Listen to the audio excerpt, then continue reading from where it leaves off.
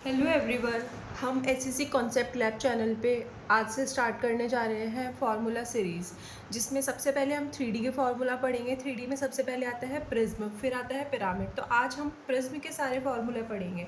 सबसे पहले क्यूबॉइड का डायग्राम हमने बनाया, जिसमें एल, ये बी, ये एच, मतलब ये लेंथ है, ये ब्रेथ है, ये हाइट है।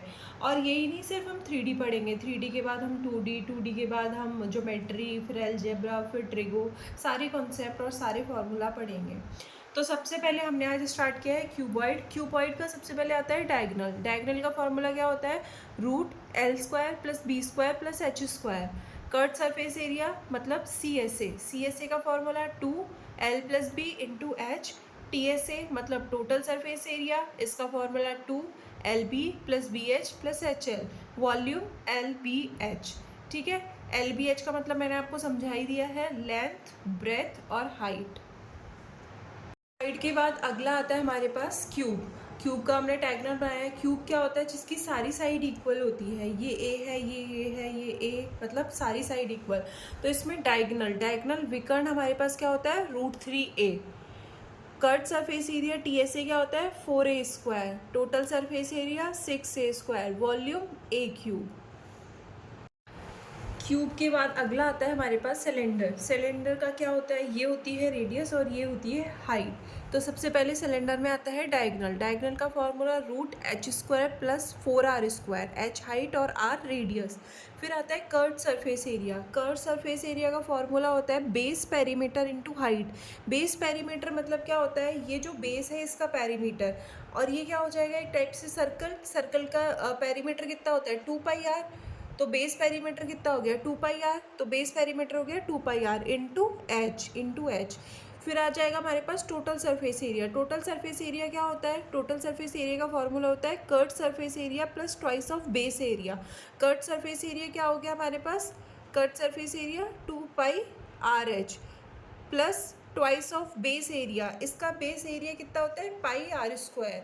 तो क्या हो जाएगा? πr²। अब हमने क्या किया, यहाँ से 2πr कॉमन ले लिया, तो इधर क्या बचा? h और इधर क्या बचा? r। तो इससे जनरेट क्या हुआ? ये क्या? Total surface area. समझ आया?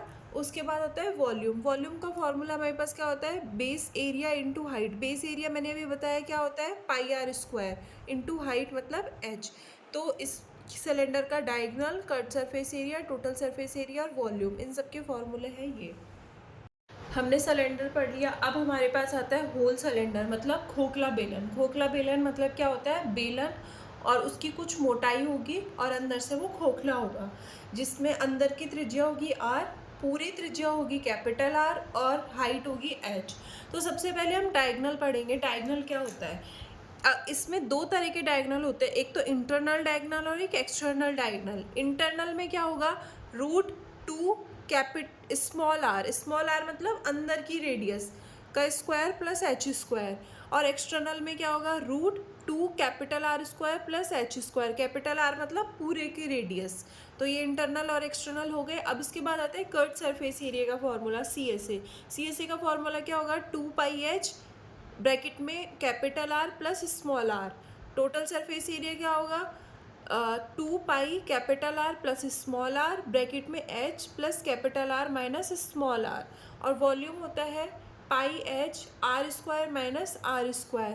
ये बाकी मैंने समझा दिया है इसमें कि अंदर की जो रेडियस होगी वो स्मॉल r होगी, बाहर की पूरी होती है वो कैपिटल R होती है, और ये होती है हमारे पास हाइट।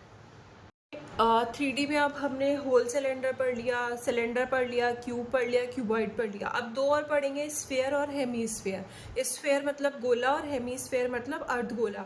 तो सबसे पहले हम पढ़ेंगे स्फेयर का वॉल्यूम क्या होता है? 4/3πr³। r³ मतलब रेडियस का क्यूब। और स्फेयर में टोटल सरफेस एरिया और कर्ट सरफेस एरिया मतलब CSA और TSA दोनों बराबर होते हैं। तो उसका फॉर्मूला क्या होता है? 4πr²। अब उसके बाद आता है हेमीस्फेयर मतलब अर्धगोले का वॉल्यूम कितना हो जाएगा? 2/3πr³। पूरे का कितना था? 4/3πr³। तो आधे का कितना हो जाएगा? 2/3πr³।